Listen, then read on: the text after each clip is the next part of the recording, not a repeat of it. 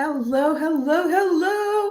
I'm so excited that we're here today with the beautiful Peggy Krause and my lovely business partner, Kathleen Gage. And I'm Vegan Hawkins, the co founder of Vegan Visibility Productions.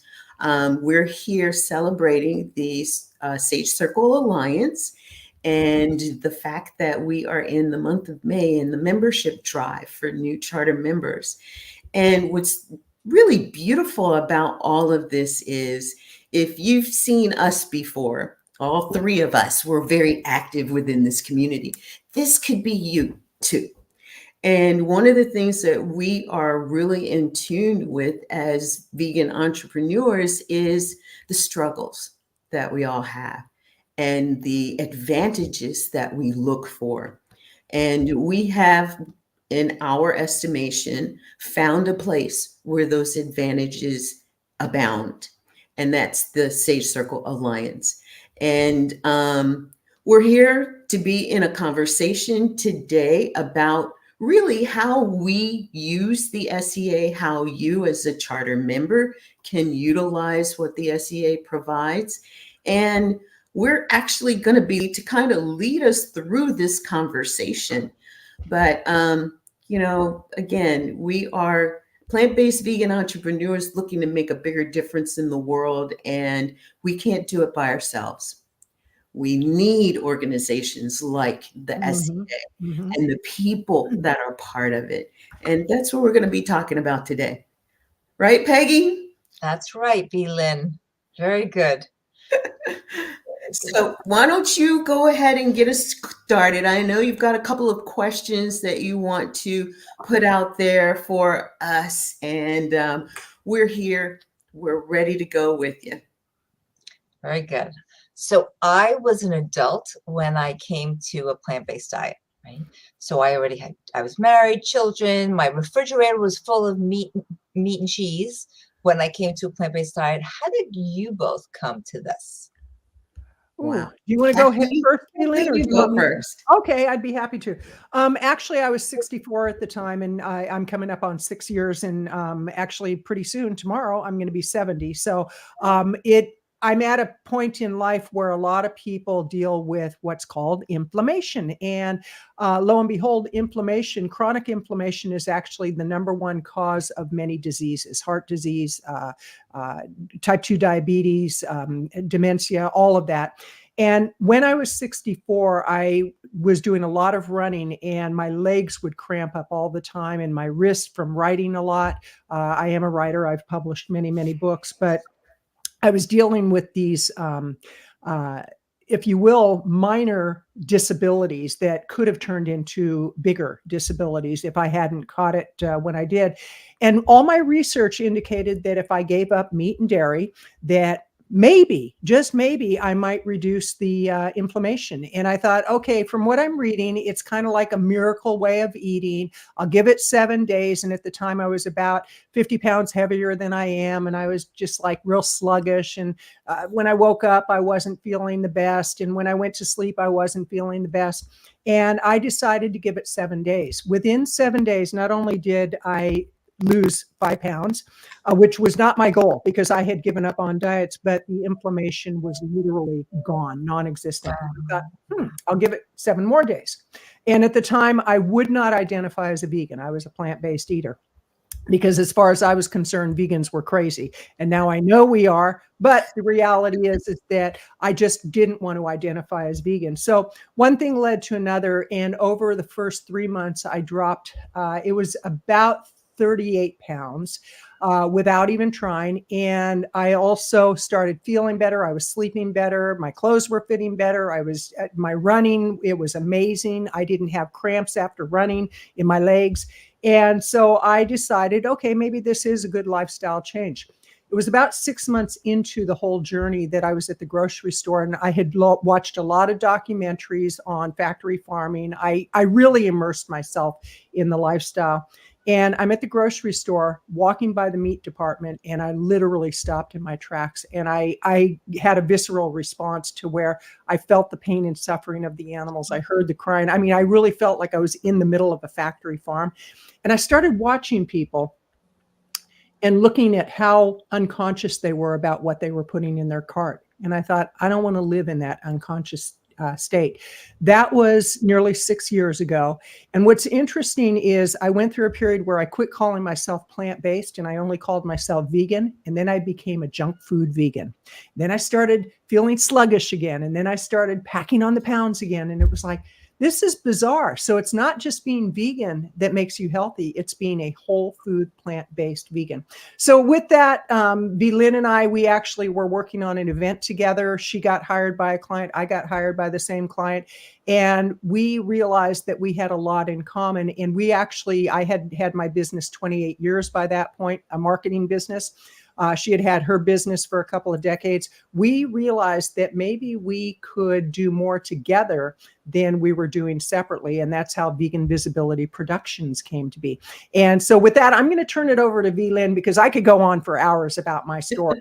But I want to hear Lynn's story. And then Peg, I want to hear your story too. Well, thank you, Kathleen. It amazes me, yet it doesn't, how similar our stories are, because it was around the same time, 2015, 2016, that I got introduced to plant-based eating. And for me, it was a project. But the project opened my eyes. I was working with a gentleman who we created a program called Just One Thing for Health. And we interviewed 30 plant-based medical doctors who were integrating plant-based health into their practices. Everything from a cardiologist to an ophthalmologist to an orthodontist to a chiropractor, a psychiatrist, and that was eye-opening. Not only did I learn about plant-based eating, I learned about health. And for me, it was pretty pivotal because I was an extreme athlete in my youth. I was a fitness instructor for 20 years, and I did everything from kids aerobics to the high-end organizing 4-hour aerobathons, and I taught kickboxing and step classes, and I was in it. And I was an amateur bodybuilder. I was a personal trainer. I ran marathons. The last part of my journey in my 50s, I picked up cycling, and my favorite rides were 100-mile bike rides. My average training ride was a 50-mile bike ride. On my 55th birthday, I rode 55 miles and got home and showered and changed and went out to dinner with my friends to celebrate my birthday. And that was a great day. And all of that was after a full day of work, right? And so for me, this whole journey has been truly an exploration into finding me. Because when I got introduced to this information, you always look at what is that? How does that apply to me? Where do I fit in this story? And one of the most poignant things for me was I always had this fear of dying early, like my dad. He died at the age of 29 from a massive heart attack. And as we were doing these doctors' interviews, we got to ask the doctor questions. And one of my questions to Dr. Neil Barnard was, how should I be looking at my heart situation if my dad died at age 29 from a massive heart attack? And it was, I get emotional to this day because he kind of leaned into the screen and looked at me, and he did his hands like this. And he said, first of all, I want to say, I am so sorry. That should never have happened. That was a wake-up call for me because he had the answer.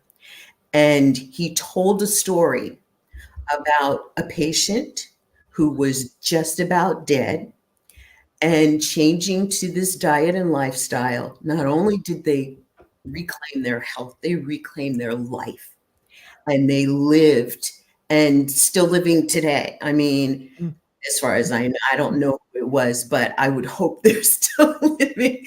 Um, but that said something to me like, shoot, we're onto something here. And, I need to really consider this because, Peggy, I was fearful of my life. Every time a 9-year rolled around, 29, well, it started at 19. I really became conscious of, oh crap, I've only got 10 more years. And then 29 rolled around and it was, am I going to make it through? I got through it. And then 39, 49, 59, I was still in this thinking of, oh my God, is this my 9 year? And then going through this in my early 60s, and now I'm 69. And this was one of those years. And last year I had 2 major surgeries, 2 full knee replacement surgeries that I tell you, I would not have recovered as well as I did had it not been for this plant-based vegan lifestyle. And I'm like Kathleen, I was not going to tell people I'm plant-based, but I'm not vegan. Don't ask me about, well, are you vegan? You're plant-based? No, only because what I understood about vegans was not what I wanted to be.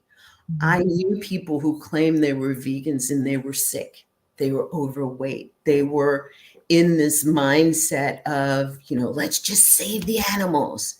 And it was an overt and aggressive manner of doing so. And I thought, that's not how I want to do this. And then it hit me because of a couple of friends, that compassion was the true spirit of, and Dr. Marla Friedman was the one who really gave me a bigger insight into it, and ahimsa, and what it really means to be one with all living beings. And I mean, I used to talk to the bugs and say, get out of here, the bees, go away. But now I really feel a connection to the fact that they hear me. And, in that communicating, it's like, I don't want to do you harm, don't do me harm. And, if I have to catch you and take you outside to let you go, then that's the route I'm going to take. But it meant something different to me to be vegan at that point in time. And I watched the documentaries. I couldn't watch a lot of them at first because it was just too grueling. But then, you start seeing these animals. I saw one the other day where, it was clear that these animals are fighting to stay alive, yet we're breeding them to be slaughtered. And I thought, there's got to be a better way to do all of this. And honestly, I felt like I would have a bigger voice being a part of the SEA doing this than us doing it alone, or us doing it as one piece of the wheel versus being a part of the wheel. And so that's really how it all comes together for me and my journey. And, even where family is concerned, I live in a household. I'm the only vegan. I'm the only plant-based vegan.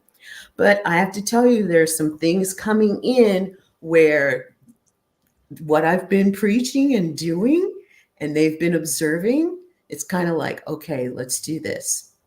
I want, and bringing more plants into their weekly meals. And, it's making a difference. I used to be the person that cooked in the household. I wish I could cook like Kathleen. I don't. So I never cooked before I became vegan. Quite serious. I would not. I wouldn't cook, and it had to do with a previous marriage. It was like a nightmare marriage. I just, until I was 65 years old, I just didn't want to cook, and now I love it. Love it. Yeah. I guess I'll get there. I love cooking the stuff I cook. I'll send you my recipes. Oh, that's going in the newsletter. I make this mushroom soup that's to die for. But, yeah. And I guess too, for, those who are watching, who are on their journey, it is a journey. and it's not perfection. Mhm. Even those who have said, I did it overnight, they have their struggles. They say, I can't go out to eat because I can't get what I want. Well, there's so many more vegan restaurants coming up right now. Mhm. It's so great. Now if we could just teach them how to do it with no salt, oil, and sugar, we'd be doing really good. But it's coming.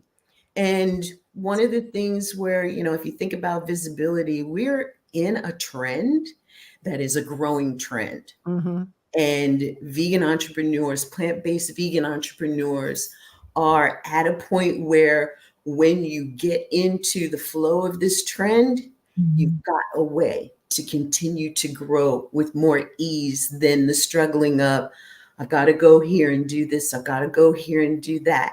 And it takes being a part of the collective to have that support to get other ideas about what you can do to make this journey easier.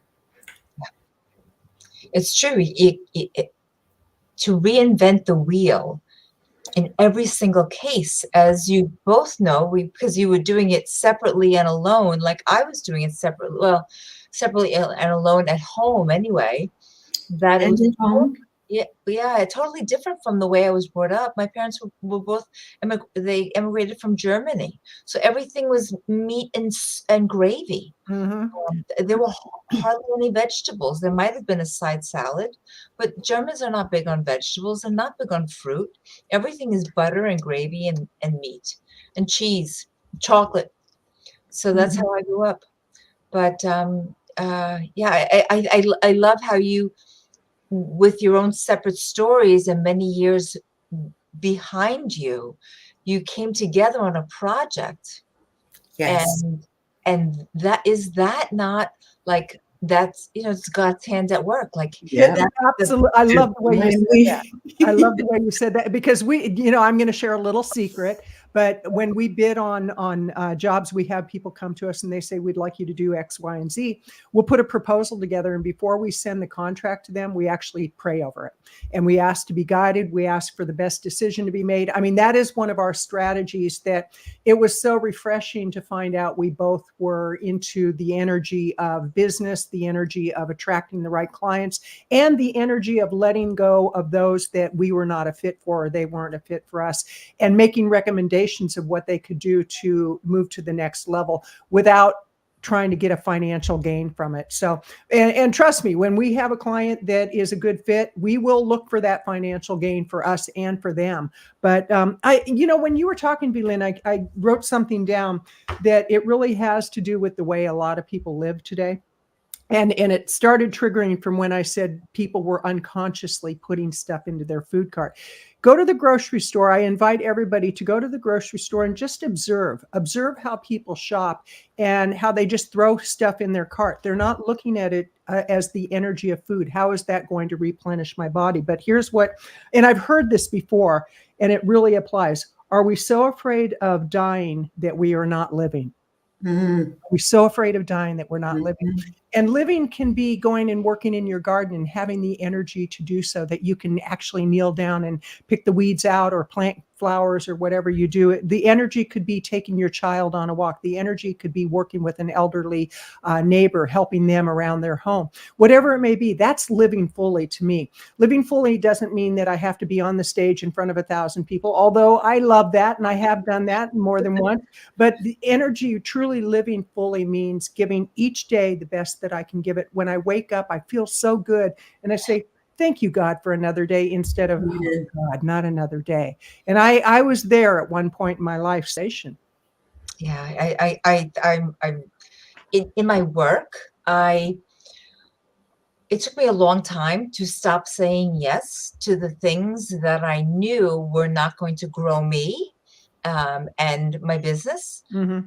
It was difficult because I would see people struggling, and I knew why they were struggling. I knew why they had type 2 diabetes.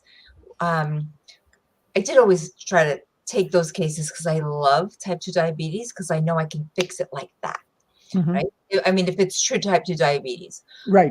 but things like gestational diabetes or some sort of IBS, like those are not my forte, and I don't love them, even though I know I have the answer. But it took me a long time. That same thing, I had to pray over it, like let my words be your words. And I know Mhm. that I can fix this, but am I going to really serve this person? Or should it be the next person that comes down the pike with the type 2 diabetes? That person, it's like I have I could like look at them and I know that this is my person and that person's going to get it like that. So, so yeah, Mhm. I'm all about God's hand in what I do. Absolutely. Yes. Oh, go Yeah. ahead, Lynn. I was just going to say, it's key. It's actually a key decision that we made for joining the SEA. It's never something that we take lightly in how it is that we move our business forward. And, it's funny too, because while we came together in agreement on working with the SEA and being a part of the SEA, I was like the excited one. I was the one that saw the vision of the possibilities of our being a part of the SEA. Kathleen's got a different story. I want you to tell that part of Well, the the story story. is she got all excited about, this Sage Circle Alliance. This is amazing. And I'm like, yeah, okay, another organization. Okay, big deal. And seriously, I was not getting excited. And I was like, okay, why is she so excited? And I went to a meeting and it's like, oh, now I get it. And it's interesting. Before we started this conversation today, I was thinking about my time in the National Speakers Association. I joined back in 1994, so 30 years ago. And when I first got involved, I was very intimidated because I was a brand new speaker and a professional speaker, not just a public speaker, but a paid professional speaker. And I mean, if I got $200 for a speaking gig, I was pretty excited about that. And we're going back 30 years. And one of the things that I see a correlation between Sage Circle Alliance and the National Speakers Association is that there were mentors there. I was able to build relationships with people who had much more experience than myself. And now I get to be a part of the legacy of giving back. And one of the things that I love about Sage Circle Alliance is there's people from all walks of life who are all committed to the plant-based vegan lifestyle. We're here to make a difference in the world. And there are some people who have more experience than others and others who have less experience, and we get to all share together. That's what I love about the organization and with the National Speakers Association, because I was able to get mentors who had more experience than me, and I was able to ask questions, and they willingly shared their information. I remember Kathy Lovelace. She was one of my very first mentors, and she was a $1 million speaker. She made over $1 million a year 30 years ago. And she said, it's not just about speaking. It's about everything you do in your business. And I remember I invited her out to lunch. And so we go to lunch, and like at the time, I hardly had any money and I was going to pay for lunch. She goes, no, let me treat. She goes, I was where you're at. She goes, my husband and I, we used to count pennies to go to the dollar movie. And now they were living in a 10,000 square foot home with an elevator in their home, both very, very successful in what they did. And I thought, how kind of her, how kind. And I'll never forget that lunch. And I'll never forget that she said, let me pick up the tab. She goes, this is my gift to you. And one day you're going to repay it to somebody else. And it's like, oh my gosh, she has that much belief in me.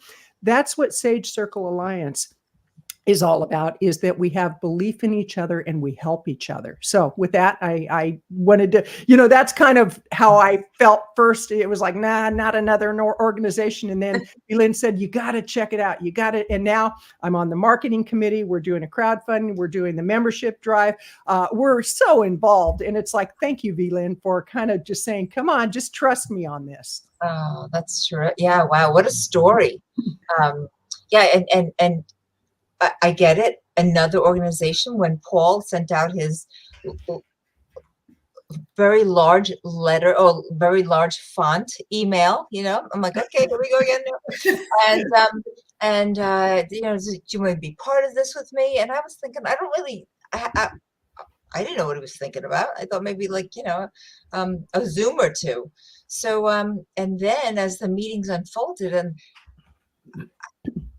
it kind of was like alphabet soup to me for a bit, and then it kind of all came together. Mhm. But this all sort of coincided with I, as a diabetes specialist, our organization, our national organization, is called the Association for Diabetes Care and Education Specialists, and thousands of people strong. I don't even know how many people they have in the organization, but everything to support the diabetes specialists. And most of us work in private practice, in a hospital, some sort of healthcare, reimbursement-oriented Mm. Mhm. setting. So, and at the time I was working in primary care, and that was my gig. And I was active. I actually was the chair of, get this was a step in the really right direction. The organization had a plant-based community of interest. So the gal, Carolyn Trapp from Physicians Committee, she was hugely uh, innovative, creative, and connected, that she got us along with the office community of interest, the retired retired diabetes specialists community of interest, the national community, like there were different the pharmacy community of interest. There was a plant-based, so I found that I was welcome there. I felt welcome there. But our SCAs going forward, where all the pieces came together for me, coincided with, so I had been approached to be on a national committee for the association. And I thought, wow, this is like, what an honor to be on the planning committee for the next conference, for next year's conference. My husband looked at it like, oh no, something else that's going to pull you away. And at the time, I'm doing my own thing that has Zooms, and there's the SCA, there's the Zooms, and the Zooms. Well, anyway, so I got on a Zoom with the incoming president of the association, and of course, you both know this, my diabetes program, which is a plant-based program. It's called Erasing Diabetes. Of course, I don't really promote it as plant-based in the in primary care. I call it a high fiber, low fat diet. This is what you gotta do. It's gonna erase diabetes. Minimize animal foods as best you can. Anyway, so I have a conversation with Veronica, and she said to me, first sentence out of her mouth is that we would love to have you, but you have to separate from erasing diabetes. That is a black cloud, she said. That is a black cloud I cannot have following me into office next year. So because I'm going to say it's 60% of the funding that comes into the organization is pharma. Oh, I knew that was coming. It was either going to be from the meat industry or pharma. Oh my gosh. Yeah. So she told me, she says, you have to either change the name of your program, or I can't have you on the committee. Wow. So erasing diabetes has been an issue before. For instance, I cannot use erasing diabetes to advertise on Facebook. Different skeptic healthcare professionals, of course not in the plant-based space, have said to me, that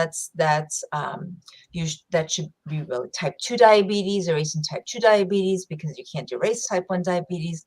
But the kicker, this is going back several years, and this is how Veronica knew about my program, is that I work at a cardiac rehab in our little hospital. But I'm an exercise physiologist there. I'm not a diabetes specialist. So the diabetes educator at the time, she was this little lady that did not like me from the get-go. did not like me. She, not only did she call the Better Business Bureau and she reported me, but also she called the organization, the association, and she said she filed a claim.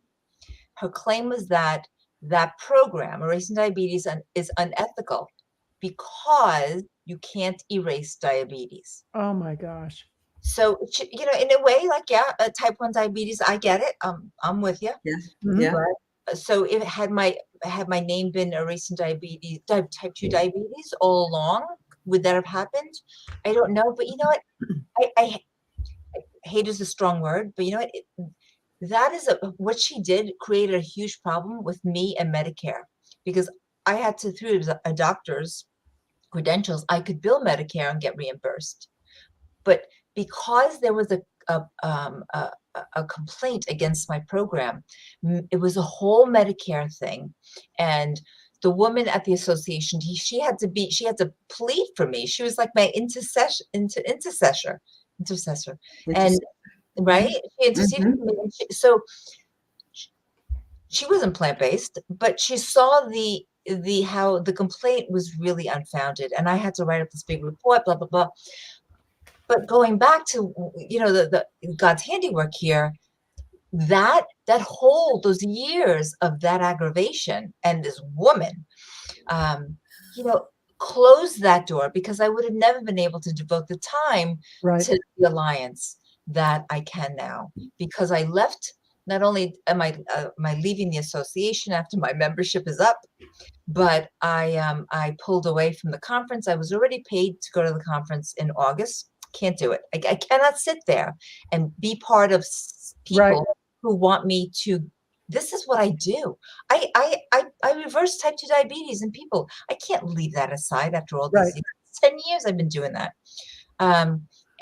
He closed one door, opened a window. So here I am at SCA, and I love it. I love the fact that we understand each other. We don't have to rehash, where do I get my protein from? Right. Yeah. Right.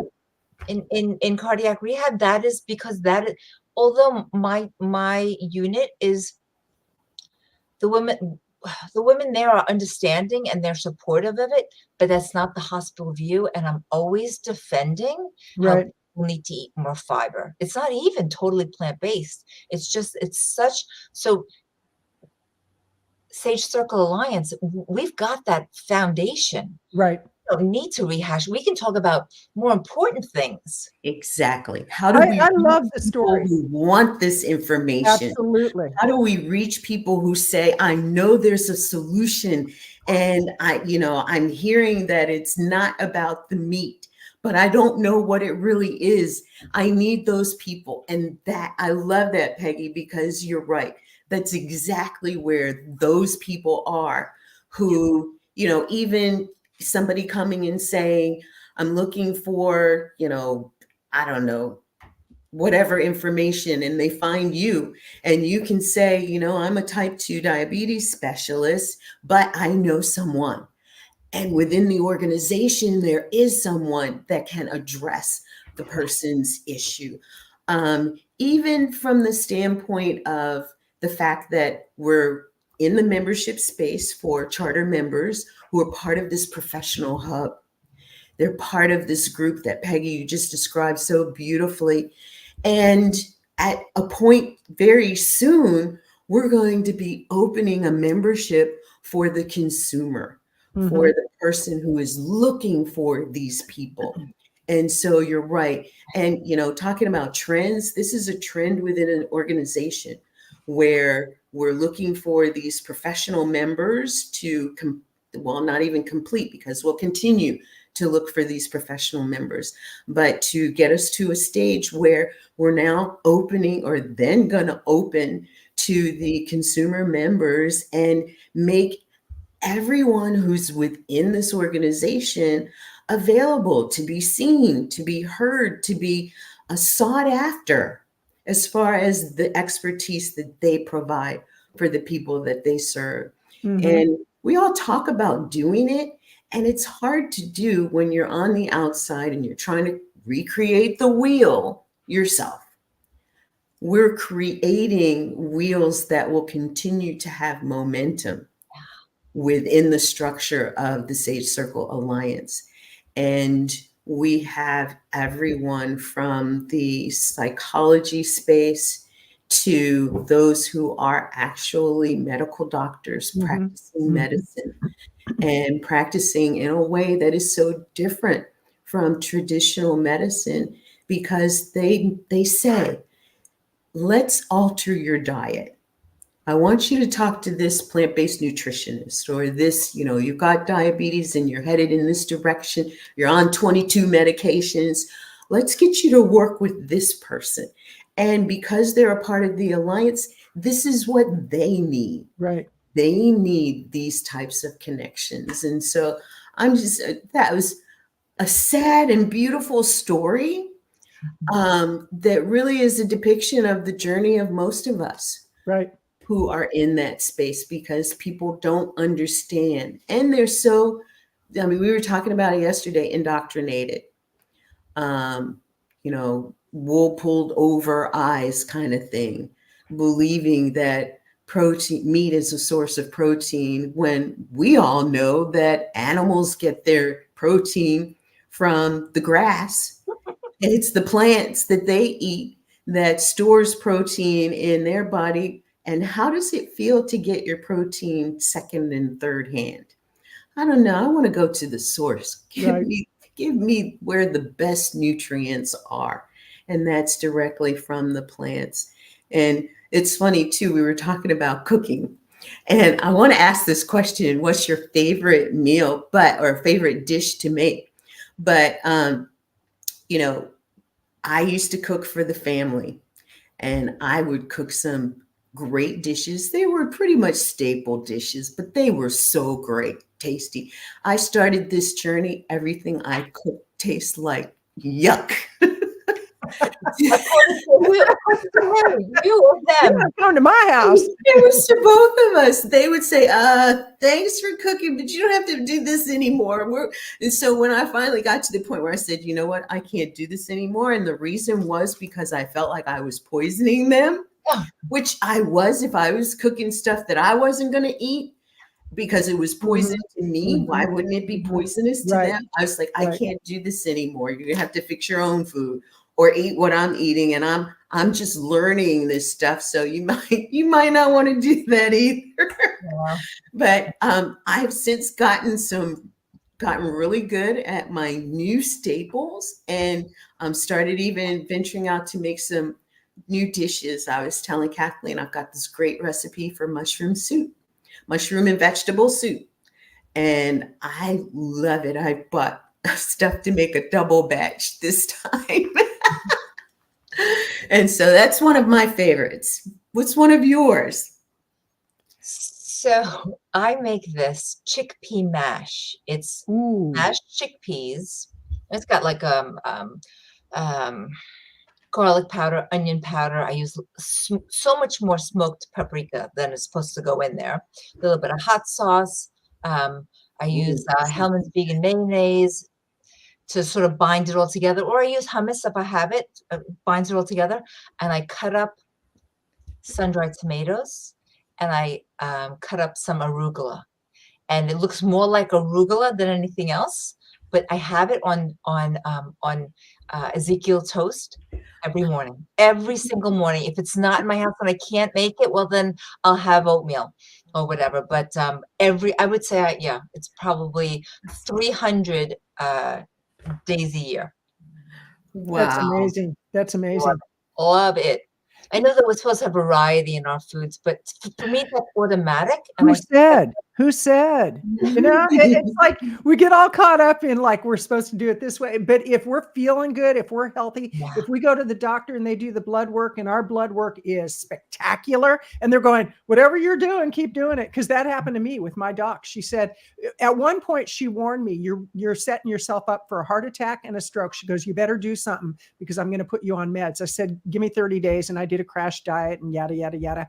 Well, then when I went plant-based and I went in 3 months after I started, she's like, whatever you're doing, you keep doing it because it's working. So Favorite recipe, Kathleen? Oh, my favorite recipe. Well, dish. here's one of them right here. It's my green drink that's actually red, and it's a morning drink that I put together. I get super greens, not the powder. I get the actual super greens, and I fill the blender with that. Then I put a banana, I put blueberries or some kind of fruit. I put ginger, I put turmeric, I put lemon juice, I put what's that vinegar? Apple Apple cider Cider vinegar I put in there. I put chia seeds, flax seeds, and I put a beet, a peeled beet or beetroot, and I put it all in the blender. That's why it turns red. And I got to tell you, I blend that up and I sip on it for probably about 5 hours. It's like I fill up my glass and I sip on it. That's my morning protocol most of the time. And it's so amazing because I look at how I feel today, waking up, having a drink like this, or having something that's really super healthy compared to the bacon and eggs that I used to have. Mm-hmm. And then my eggs, I used to love to make scrambled eggs with like about a half block of cheddar cheese that I grated. I mean, like some eggs with that cheese. No, yeah, it's no wonder I was obese. I mean, I was on the obese range, and it's like I couldn't figure out why I felt so terrible. And now I look back and it's like, wow. And it goes, so that's one of my favorite recipes, but a real simple, I'm going to give you like super, super simple soup recipe. It's pinto bean soup and super easy. You put in about 4 cups of either vegetable broth, and you want to get the low sodium vegetable broth, organic if possible. You put that in with about a cup, maybe a cup and a half of pinto beans that you have soaked. Let them soak for about 6 hours, rinse them really well, drain them, and then put those in. You dice up an onion. I prefer red onions over white onions, so I dice that up. I put a skitch, just a squitch, a little tiny bit of liquid soup. Liquid smoke. Woo. Okay, I'm trying to read my notes here without. That was a journey. It's like it's like, don't worry, the soap will do you good. Liquid smoke, and you put just a little tiny bit because I put too much. You know, I'm the kind of person that if a little is good, a whole lot is great. That's why I choose not to drink today, because a whole lot didn't work for me. So with that being said, you cook it in a slow cooker for about 4 or 5 hours, and you can put carrots in there, diced carrots. You can add in anything you want, but the pinto bean soup is so easy and so tasty and really good. It will clean out your plumbing really good. And that's something we were talking about yesterday, how there's certain things they're so afraid of talking about. Go ahead. Hold that thought, because you both reminded me, while I shared my mushroom soup was my favorite, I want people to know that there are so many ways that you can do things. You know, I do my mushroom soup. I get the baby Bella mushrooms, and I cut some large slices and use those for sauteing. I saute with the organic vegetable broth or vegetable stock. Sometimes the stock is a little tastier than the broth. And I really pull the mushroom juice out. And then I add more mushrooms and more stock, and stir in, while it's cooking, stir in some gnocchi sauce. That is really what does it. And then I add my 2 favorite spices, turmeric and cayenne pepper. I add both of those to kind of give everything some more robustness. And then I add my fresh vegetables. And my go-to 3: carrots, broccoli, and cauliflower. Sometimes I'll throw in some kale. But that makes just one thing, and I base it on the thing of mushrooms. One thing of mushrooms makes a huge pot of mushroom soup. And it is so good. Now, if you had asked me 20 years ago to eat some mushrooms on anything, anyway, I'd have been like, no thanks. Today. Psh. And I do the same thing with another of my favorites, which is cabbage soup. Ooh. And I put cabbage and kale and carrots and broccoli and cauliflower and onions and onion powder in that. Makes it really tasty. I don't use gnocchi in that stock, What is Nucci? I mean, you said that the other day, and it sounds like nookie. So what is Nucci? Let's my mind goes right to the, nutritional yeast. Okay. But there are various types of nutritional yeast, and Nucci is my favorite. Okay. You can actually make cheese using Nucci. You can make all kinds of stuff. I think Peg has a question about Nucci. I just wanted, I don't use Nucci, but I will look for it. I use the nutritional yeast that looks like fish food, kind of like, his flakes. Oh, the flakes? Yeah. I love it so much. I take it by the spoon. But Really? then my mouth sticks together. I gotta like try to sip some water. So I love it. You mentioned something, Vegan. You said that years ago you wouldn't have had anything with mushrooms in it, and now you love it. And one of the things that I thought about with going plant-based and vegan and really being conscious about that choice is that our taste buds change. So a lot of people, their concern is, oh, what am I going to do about the cheese? And what am I going to do about the meat? And it's like, well, you're going to be kind. That's one. But they're afraid to give up certain foods because they love those foods so much. What people really need to understand is that those foods are designed to get us hooked. Those are manufactured in a way that we are truly addicted to them. And when you let go of those foods, your taste buds definitely change. Just like when you let go of being non-compassionate to animals and to the environment, your whole perspective changes. The way I view the world today, and I know this is true for you, Vegan, and Peggy, I know it's true for you, and members of Sage Circle Alliance, is that we view the world differently. And I had to go through a period of getting over myself, really, and not being so judgmental, because I can be very judgmental. And I look at where I was when I started. No, I just made that up. And it's like, wow, that's a judgment. No, but the reality is that I once I get on a bandwagon about something, I can look at other people and go, well, why don't they get it? Well, it took me till I was 64. Why would they get it? And I think a lot of it is because people they're so set in their ways. They have belief systems. It's around family culture. I mean, when you mentioned that your parents, Peggy, were from Germany, my mom came from Belgium after the war. She was from Europe. And so we had our European meals, which were very sauce heavy. They were very butter heavy. They were very meat heavy, very potato heavy, but potato with a lot of stuff in it. So I really encourage me started with the whole, in our culture, there was pig's feet and chitlins and, all of the liver, it's like, why would people eat that stuff? And then I think, well, I ate chicken wings. Yeah. Kind of like, what's the difference, right? Yeah, absolutely. There's a really good documentary that I encourage people to check out. They're Trying to Kill Us. And I'm trying to think of the young man who was the producer of that, but I think James Cameron was involved in it, and quite a few people. And it's about the hip hop culture of how the African-American community, why certain foods are more prevalent than others, and that it really is to do with food deserts. It's to do with redlining. It's to, things that we don't even know until we start pulling back the cover and go, oh my gosh, look at what has been done to us. And part of the empowerment through Sage Circle Alliance and communities like this is that we're becoming aware, and we can make different choices every single day.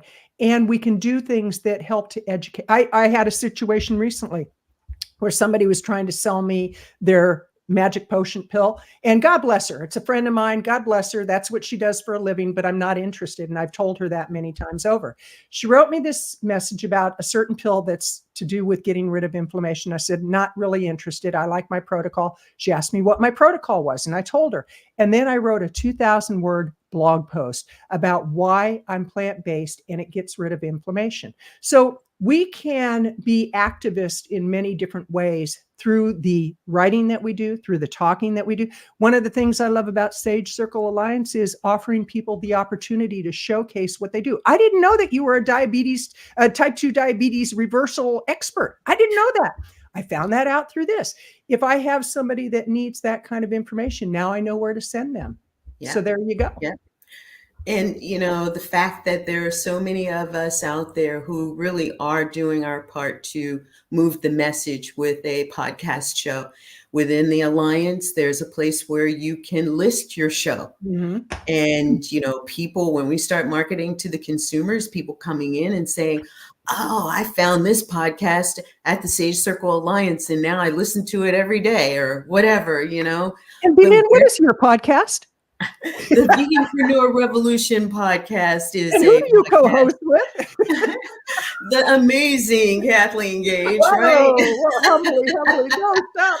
Who has a birthday tomorrow. Yes, and we are it's celebrating. Thank you. Yeah, I'm turning 70. I can't believe it. I mean, this is what plants do to a 70-year-old.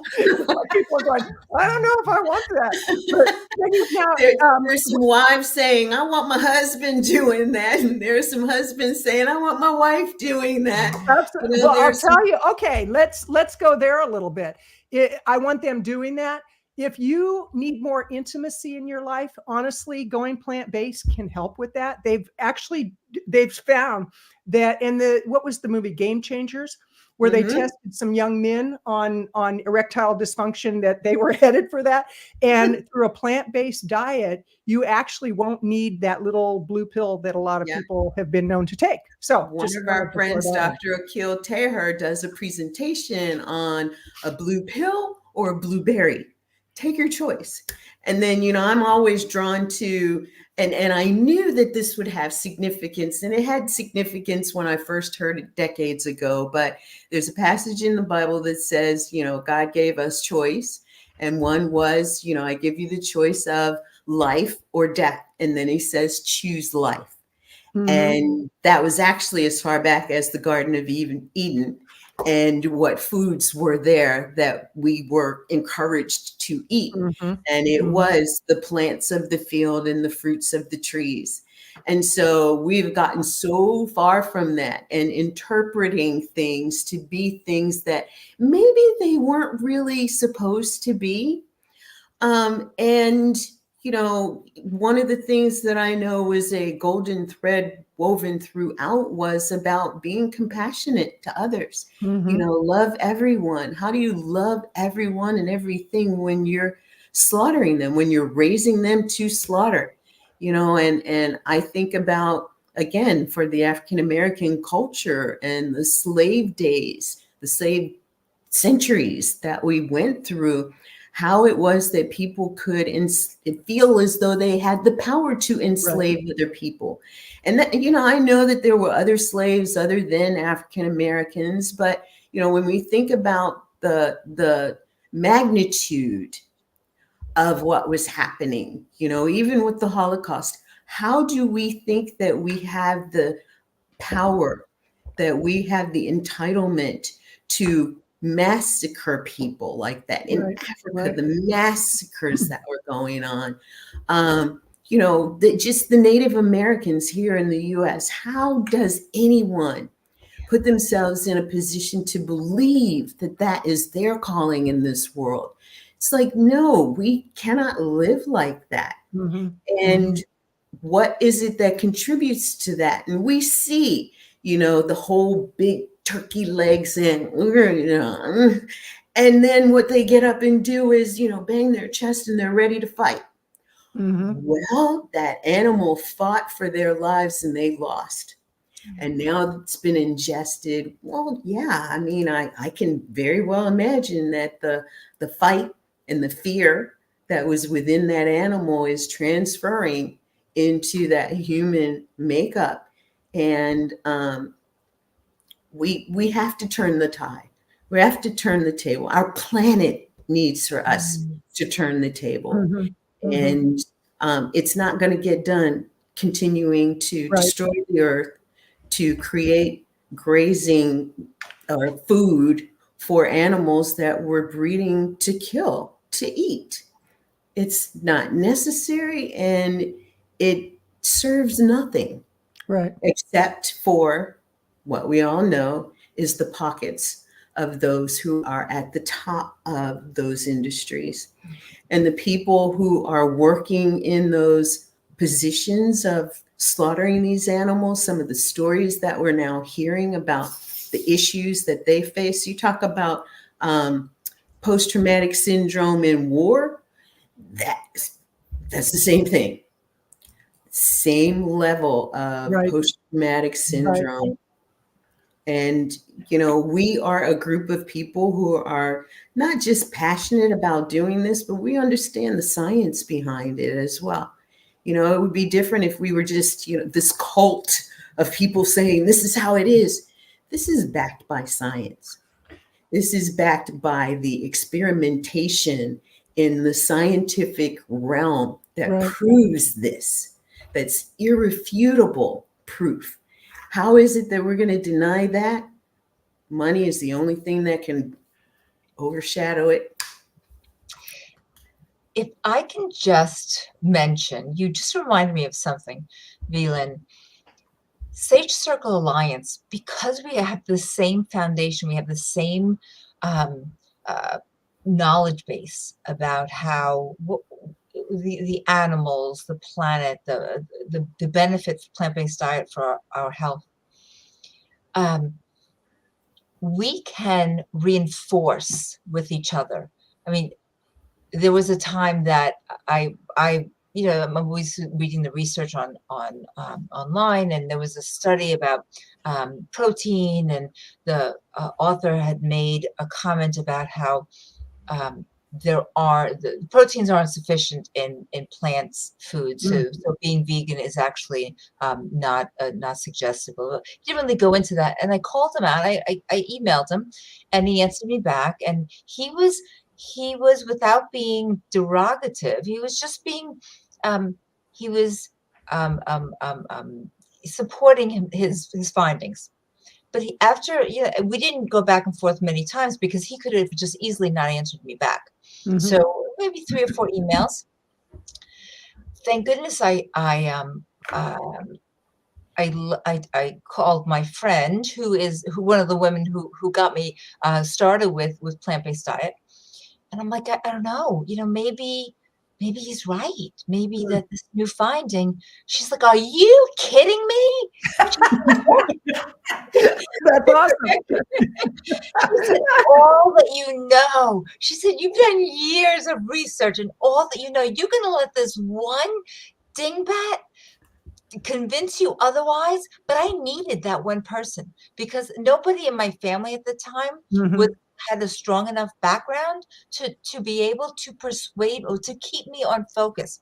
So having a whole alliance of people, I could just call you, Kathleen. I'm like, Kathleen, I don't know, I'm shaky today. Why is so and so and so? You would say to me, what, are you kidding me? You know me well. Well, and I'm glad you said that, Peggy, because oftentimes we can feel like it's like, I relate it to recovery, because I've been sober for 40 years. And when I first got sober, the only people I knew were the people I drank with and the people I partied with. And I had to remove myself and find a support group that helped me to understand a different way of living. And it's the same within the vegan plant-based movement, because we're indoctrinated by the food manufacturers, healthcare, big pharma. And sometimes we start feeling alone, or we're warned. Now, when we go to this party, don't bring up plant-based eating and don't bring up veganism. It's like, really?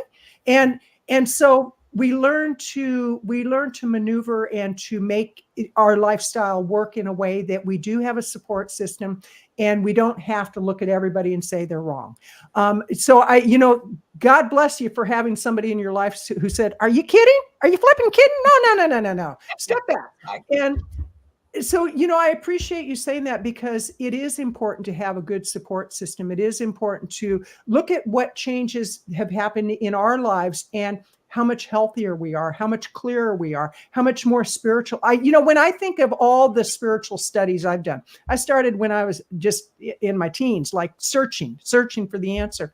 The answer is very simple. It's called love. It's called kindness. It's called compassion. Yes. And how can we be compassionate when we forcefully bring animals into the world only so that they will be murdered? and put on somebody's plate. That is a fact of life. And when people say, well, what's going to happen if everybody goes vegan to all those animals? They won't be bred into existence. Nature will take its course. So thank you for that, Peggy. Yes, yes. Sure. Thank you for this time together. You guys are amazing. This has been great. Dynamite. Amazing. Well, I have to say, I have so much more respect for you. I already had enough respect for you, Peggy, but more respect for you saying, you know what? If they want me to not talk about what's so important to me, I'm going to move on to something else, to something in my life that supports what I know to be true. Because the reality is that the world is in a world of hurt. People are dying every single day. People are living lives of quiet desperation. People are not living fully. They're so afraid of dying that they're not living. And God bless you, Peggy, for standing up and saying, no, I know what the truth is. And I'm you for leading this live stream today because you're a rock star. Well, thank you. With a little help from my friends. Yeah. And that is what Faith Circle Alliance is about. And loved doing this with you. One of the things that I'm really grateful for the Sage Circle Alliance about is I knew the name Peggy Krause. I knew Peggy Krause was out there because I had seen some of the people that were really involved in PBNSG. I did not know who Peggy Krause was, though. I did not know the good work that she's doing in the world. I did not know how passionate she is about being a member of the SEA and what she envisions the future to be within the organization and her part in it until now. So thank you for that. Thank you. That means a lot to me. Great. Wonderful. And our goal is to share this with those who we know are out there and looking for the same opportunities, because we've got a lot ahead for the rest of the month of May, including the birthday party and ribbon cutting. Yeah, that's going to be taking place at the coast. Oh, the SA. Oh, I thought you meant my birthday party. You're talking about Sage. It's all about me. Me. No, it's Sage Circle Alliance birthday party. Talk about that, V-Lynn. Well, we wish you could be there, but I know the strain of being on the coast with the dogs and the partner and just the beach. And, I know how difficult it would be to pull yourself away to spend an hour or two with us doing the Sage Circle Alliance's birthday party. But there's a really great story around that.